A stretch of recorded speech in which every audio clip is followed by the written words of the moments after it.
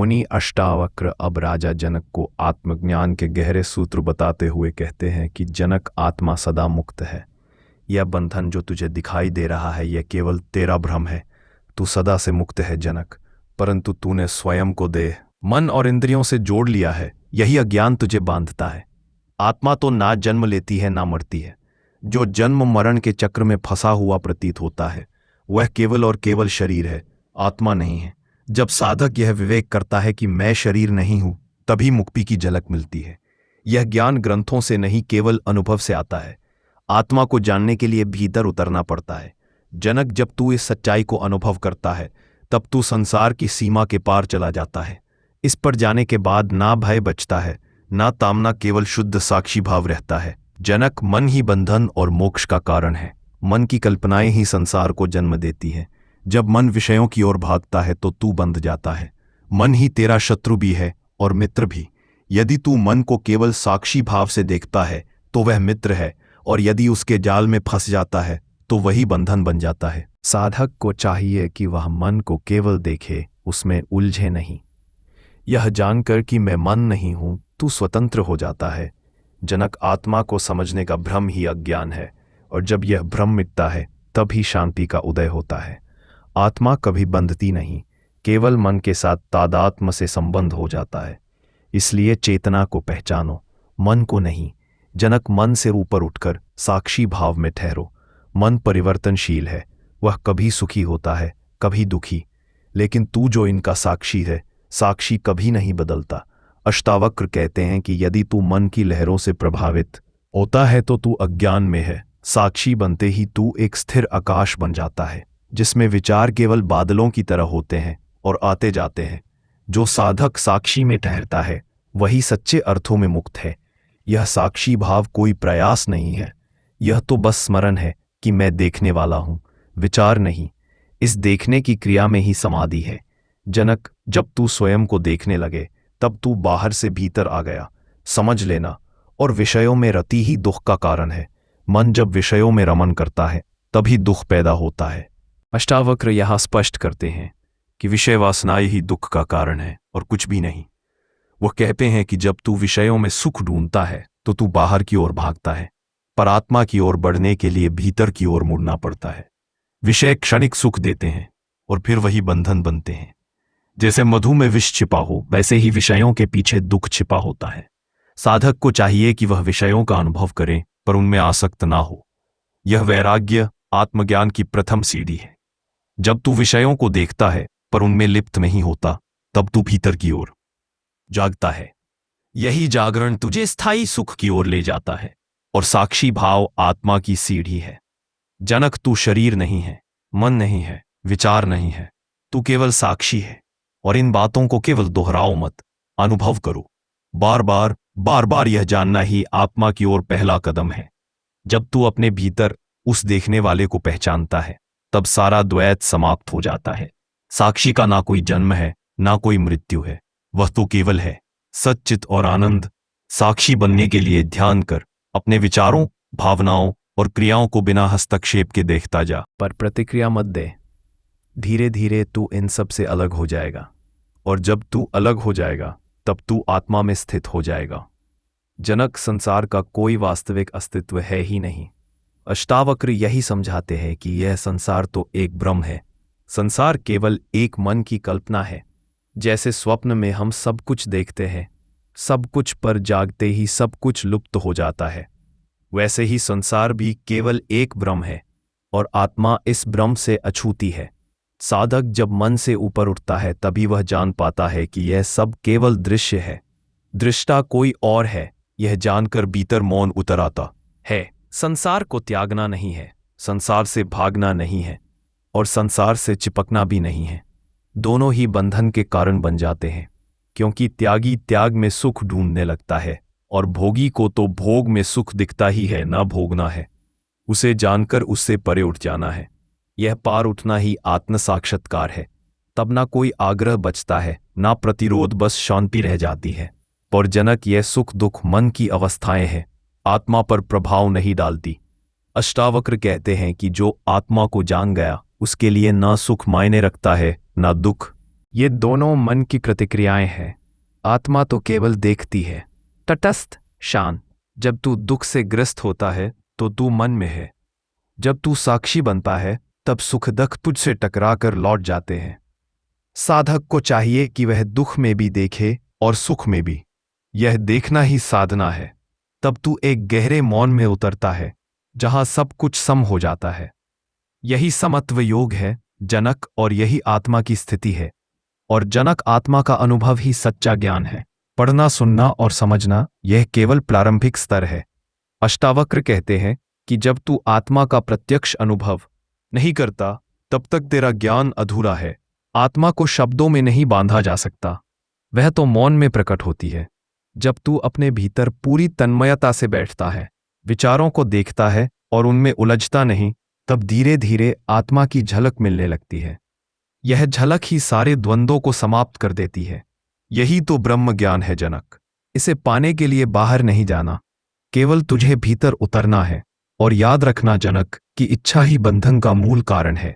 जब तक तेरे भीतर कोई भी चाह बाकी है, चाहे वह कैसी भी चाह हो, चाहे संसार की चाह हो, चाहे मुक्ति की चाह ही क्यों ना हो, जब तक चाह है तो मुक्त नहीं हो सकता। इच्छा चाहे कितनी भी सूक्ष्म हो, वह तुझे संसार से बांध ही देती है। मुक्ति का मार्ग केवल इच्छा रहित होने से खुलता है। जब तू भीतर से पूर्ण अनुभव करता है तब चाह स्वतः गिर जाती है। यह गिरना किसी प्रयास से नहीं होता, बल्कि भीतर के साक्षात्कार से होता है। जब तू जान लेता है कि तुझे कुछ चाहिए ही नहीं, तब तू पूर्णता को पहचानता है। यह पूर्णता ही ब्रह्म है। इच्छाओं से भरा हुआ मन तू नहीं है, तू तो वह है जो इन इच्छाओं को देखता है बस। और जनक, बार बार स्वयं का मूल्यांकन करो, देखो कि कहां तक पहुंचे। तुम्हारा आत्मदेव तुम्हें स्वयं बता देगा। वह कहते हैं कि तू स्वयं को देख, तेरा ध्यान किस ओर है। क्या तू आत्मा में स्थित है या विषयों में? आत्मज्ञान के मार्ग पर चलने वाले को बार बार अपनी स्थिति पर दृष्टि डालनी चाहिए।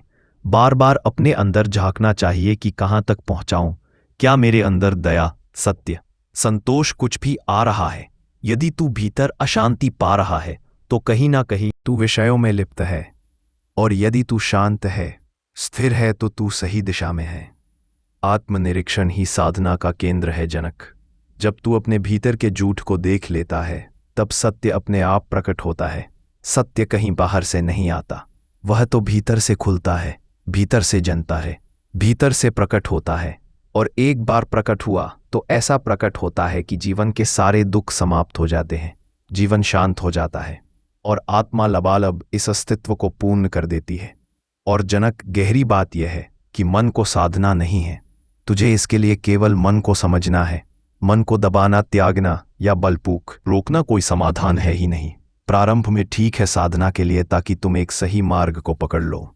बाद में तो मन को केवल देखा जाए तो वह शांति की ओर झुकने लगता है। मन को नियंत्रित करने की कोई आवश्यकता नहीं है, उसे तो समझने की आवश्यकता है। जब तू विचारों को बिना विरोध के देखता है तो वे स्वयं शांत हो जाते हैं। मन की गतिविधियों को स्वीकार कर, उनमें हस्तक्षेप मत कर। यह स्वीकार ही ध्यान है। और ध्यान कोई कर्म नहीं, यह जागरूकता की स्थिति है। मन को मित्र बनाकर उसकी प्रकृति को समझ, तभी वह आत्मा में विलीन होता है। अष्टावक्र फिर से समझाते हैं कि आत्मा कर्ता और भोक्ता नहीं है। आत्मा ना कुछ करती है ना कुछ भोगती है। जो कुछ होता है वह मन और शरीर के स्तर पर होता है।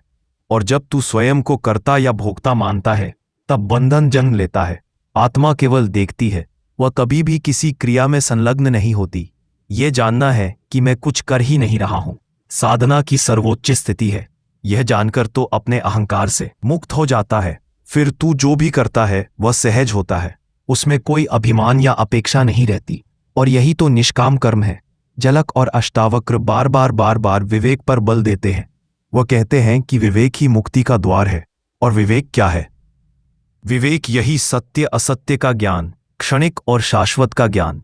यह देखना कि क्या शाश्वत है, क्या क्षणिक है, क्या अमर है और क्या क्षणभंगुर है। जो चीजें बदलती हैं वे तू नहीं है। जो सदा एक समान बनी रहती हैं वही तेरा स्वरूप है। जब तू इस भेद को जानता है तब तू विषयों से हटकर अपनी आत्मा की ओर लौट जाता है। विवेक से ही वैराग्य उपजता है। वैराग्य कोई त्याग नहीं है, ये तो भीतर की तृप्ति है। जब तू जानता है कि ये सब मिथ्या है तब तू अपने सत्य स्वरूप में स्थित होता है, और ये स्थिति ही मोक्ष है। जनक, अष्टावक्र कहते हैं कि चुप रहो, शांत रहो, और आत्मा मौन में प्रकट हो जाती है। बोलना मन का कार्य है, देखना आत्मा का। अष्टावक्र कहते हैं जब तू मौन में बैठता है तब आत्मा की झलक मिलती है। ये मौन केवल वाणी का मौन नहीं, मन का मौन है। जब भीतर विचारों की हलचल रुकती है तब साक्षात आत्मा प्रकट होती है। साधक को चाहिए कि वह प्रतिदिन मौन का अभ्यास करे। ध्यान में बैठे कुछ ना सोचे, कुछ ना चाहे, बस अस्तित्व हो जाए, और यह हो जाना ही आत्मा की उपस्थिति में समर्पण है। केवल हो जाओ मौन, शांत, और मौन ही आत्मा का स्वभाव है। जो कुछ भी जानता है वह तू नहीं है।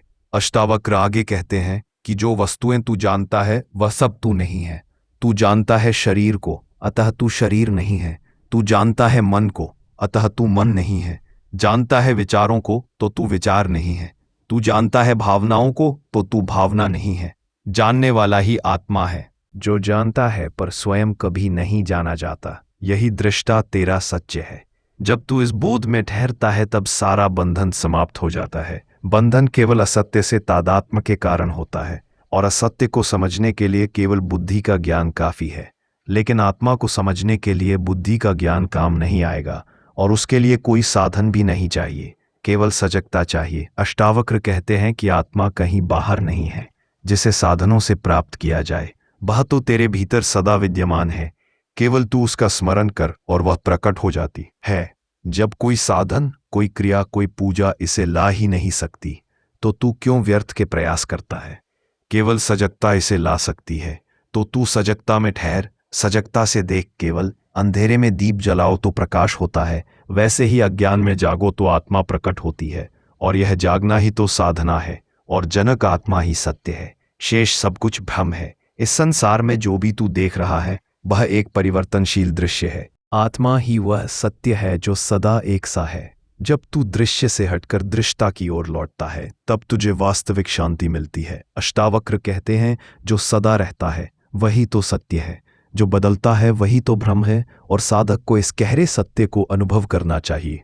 जब साधक इस गहरे सत्य का अनुभव करता है तब जीवन ही एक ध्यान बन जाता है।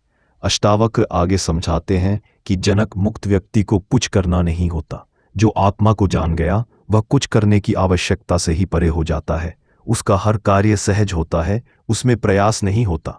मुक्त पुरुष जीता है पर करता कुछ नहीं है, उसकी उपस्थिति ही उसका प्रभाव है। ऐसा व्यक्ति भीतर से शांत होता है और बाहर से सहज। वह किसी लक्ष्य की ओर नहीं भागता, क्योंकि उसे कुछ पाना नहीं है, और यही उसकी पूर्णता है। तू जो कुछ है जनक, सदा से परिपूर्ण है। अष्टावक्र साधक को यह बोध कराते हैं कि तू जिस सत्य की खोज कर रहा है वह सत्य तू पहले से ही है। तू किसी नए सत्य तक नहीं पहुंच रहा, तो केवल अपनी भूल को छोड़ रहा है। जैसे दर्पण पर पड़ा धूल हट जाए तो केवल चेहरा दिखता है, वैसे ही अज्ञान हट जाए तो केवल आत्मा प्रकट होती है। शुद्ध आत्मा, केवल ज्ञान। आत्मा को पाना कोई उपलब्धि नहीं है, उपलब्धि तो इस बाहर के संसार में होती है। आत्मा को पाना कोई उपलब्धि नहीं, यह तो केवल और केवल एक स्मरण है। उस साधक को भीतर की गहराई में उतरकर यह देखना चाहिए, जब तू संसार की सतह पर जीता है जनक, तब तू केवल लहरों को देख रहा है। सुख दुख, लाभ हानि, इच्छा देश, ये सब लहरें हैं। अष्टावक्र कहते हैं कि तू इन लहरों से पार हो जा। भीतर उधर जहां तू ना कुछ पाता है ना खोता है, वहां एक मौन की नदी बह रही है, बस उसमें उतर जा। यही उतरना ही आत्म साक्षात्कार है, वह गहराई ही सच्ची मुक्ति है। जनक, और ध्यान रखना, तू मनुष्य नहीं है कोई, तू तो परमात्मा है साक्षात। तू स्वयं को शरीर समझता है, मन समझता है, मनुष्य समझता है। यही तेरी सबसे बड़ी भूल है। तू देहधारी आत्मा नहीं है, तू देह में स्थित परमात्मा है। जब तू यह जान लेता है तब तेरा सारा भय समाप्त हो जाता है। सारी इच्छाएं गल जाती हैं, फिर उन्हें मृत्यु डराती है, ना जीवन बांधता है। तब तू केवल होने में स्थित होता है, और यही ब्रह्म स्थिति है। तू जो भी कुछ अनुभव करता है वह मन है, तू वह नहीं है। अष्टावक्र कहते हैं मन अनुभव करता है और आत्मा केवल जानती है।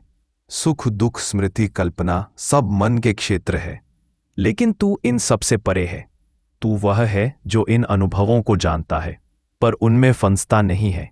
जब तू इस साक्षी में स्थित होता है तब तू मुक्त होता है, और सारा योग इसी एक अनुभव में है।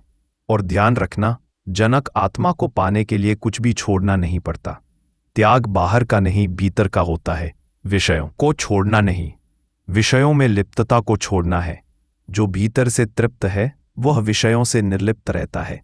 यह वैराग्य किसी अभ्यास से नहीं आता, यह तो आत्मा की अनुभूति से आता है। तू आत्मा को देख, यह विषय तो तुच्छ है, यह तो स्वयं छूट जाएंगे। जब आत्मा का परमानंद तुझे मिलेगा तू उसमें स्थित हो जाएगा। तू देख लेगा कि तू वही समुद्र है जिसमें विषय रूपी एक भी लहर टिकती नहीं है। उसी में लीन हो जाती है, तभी यह सारे विषय स्वतः छूट जाएंगे। और जब तक तू कुछ बनना चाहता है तब तक तू मुक्त नहीं है। और अष्टावक्र बिल्कुल स्पष्ट करते हैं कि बनना ही बंधन है। तू साधक बनता है, तू ज्ञानी बनता है, तू योगी बनता है, तू कुछ भी बनता है, तब तक तू अहम में है। अहंकार तुझे घेरे हुए है। आत्मा कभी कुछ नहीं बनती, वह तो केवल है। और जब तू यह चाह छोड़ देता है कि मैं कुछ बनूं, तब तू आत्मा को पहचान लेता है। और यही अंतिम समर्पण है जनक।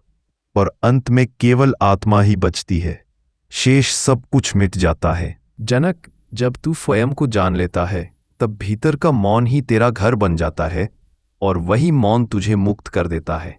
इसलिए इस सत्य को केवल सुन मत, इसे जी। और अगर यह ज्ञान तुम्हारे भीतर तक उतरा हो तो वीडियो को लाइक करें, शेयर करें और आत्मज्ञान की इस यात्रा से जुड़ने के लिए चैनल को सब्सक्राइब जरूर करें।